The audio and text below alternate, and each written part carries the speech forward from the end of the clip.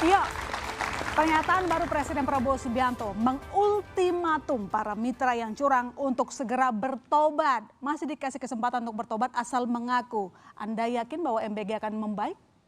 Saya kadang bingung, Pak Presiden ini adalah presiden atau motivator.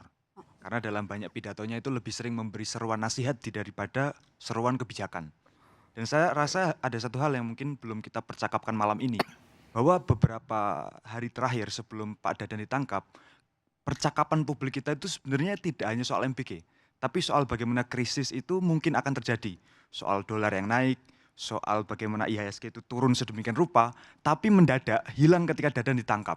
Saya kira ada satu hal yang bisa jadi indikasi bahwa ketika yang terjadi hanya ganti pemain, ada dua hal. Yang pertama ini soal memindahkan medan konflik. Bahwa sebelumnya orang itu menyerang presiden sebagai orang yang sangat bangga terhadap MBG. Kadang kita sebut beliau itu CEO MBG, yang menganggap NKRI ini cuma perusahaan MBG. Itu yang pertama. Yang kedua soal mengkambing hitamkan Pak Dadan. Supaya apa yang biasa dilakukan Pak Prabowo terjadi. Pak Prabowo itu kan punya mentalitas mesias. Jadi beliau itu kalau tidak jadi juru selamat tidak keren. Ini terjadi juga di dalam kasus penangkapan Pak Dadan. Saya rasa publik patut curiga bahwa jangan-jangan yang terjadi ini cuma pengambing hitaman, cuma penumbalan supaya medan konflik yang awalnya nyerang presiden jadi nyerang ke Pak Dadan. Ya, cuma dikambing hitamkan Pak Dadan kalau kata Tio, Mas Rio. Jadi begini, ketika ada penyimpangan di dalam sebuah program dan itu diketahui oleh presiden dan presiden mengambil tindakan tegas untuk mencopot pejabat yang bersangkutan, saya bingung itu apa bentuk mengkambing hitamkan? Itu bentuk tindakan tegas bahwa presiden tidak memandang bulu. Tapi kalau saya balikan ke konteks daripada perjalanan MBG ini, Mbak Ilona, apakah perlu ada tata kelola yang menyimpang selama MBG ini dijalankan? Jelas. Apakah perlu ada evaluasi menyeluruh? Jelas. Apakah selama ini kita tidak belajar daripada kasus-kasus keracunan yang sudah terjadi? Atau SOP dapur-dapur yang tidak memenuhi SOP-SOP yang sudah dijalankan? Itu betul. Makanya ini merupakan momentum di mana Presiden mengirimkan sebuah pesan yang sangat jelas. Oke. Program harus dijalankan dengan baik, dengan amanah, sesuai dengan peraturan yang berlaku. Tanpa pandang bulu sedikit. Baik.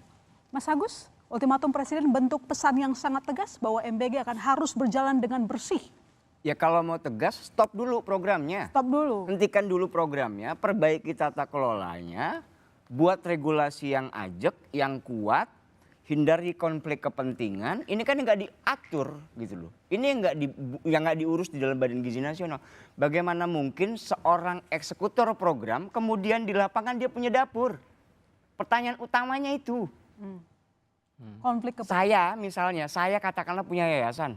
Saya daftar via online. Yayasan saya di-approve. Kapasitas fiskal saya cuma sanggup bikin 3 dapur. Satu yayasan bisa mengelola maksimal 10. Apakah nggak 7 yang bisa saya jual? Kan itu faktual yang terjadi di lapangan. Oke, baik. Mas Fakrul, Jadi tetap konsisten. temuan hari ini sebetulnya itu mengkonfirmasi kajian kawan-kawan. Itu kira-kira. Tetap ditutup saja dulu. Kalau yang bermasalah saya setuju tutup. Setuju Pak, yang bermasalah tutup. Tapi sistemnya dari awal udah bermasalah, kata Program ini didesain sudah gagal dari perencanaan.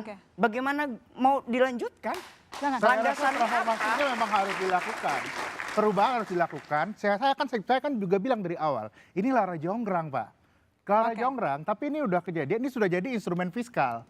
Relasinya ke ekonomi itu udah tinggi banget Pak. Dan yang memang harus tutup itu adalah yang memang punya keracunan, membuatkan defect. Tapi ini kalau... Bang, sorry Bang, di UMKM, di lokasi SPPG nggak ngaruh sama sekali Bang. Kami sudah menemuin beberapa itu SPPG. berarti kasus spesifik saya benar. Gitu. Baik. Artinya apa? Saya mau bilang ada begini. juga yang berbagai saya mau bilang begini, apa yang Bu Nani berkali-kali turun ke lapangan. Gitu, cerita banyak. Tapi jangan lupa, BGN MOU dengan perusahaan besar yang namanya Danone.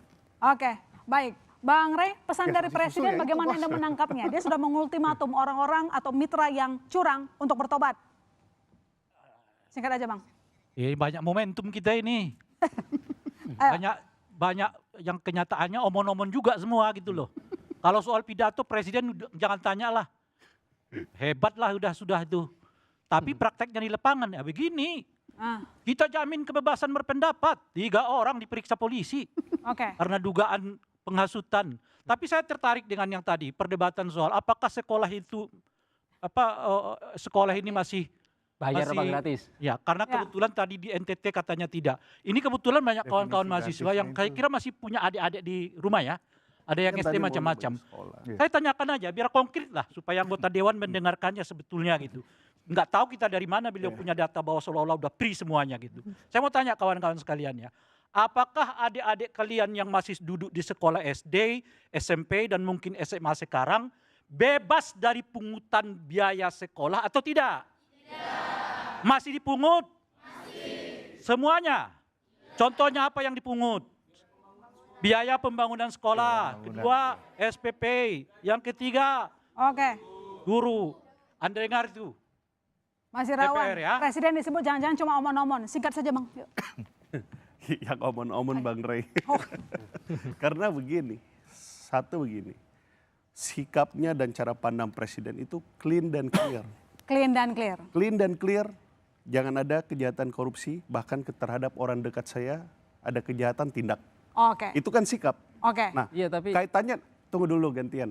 Tapi kaitannya dengan proses penegakan hukum itu sendiri, itu kan dilakukan oleh satu fungsi yang disebut dengan fungsi kekuasaan yang terkait dengan kekuasaan kehakiman dalam hal ini Kejaksaan Agung.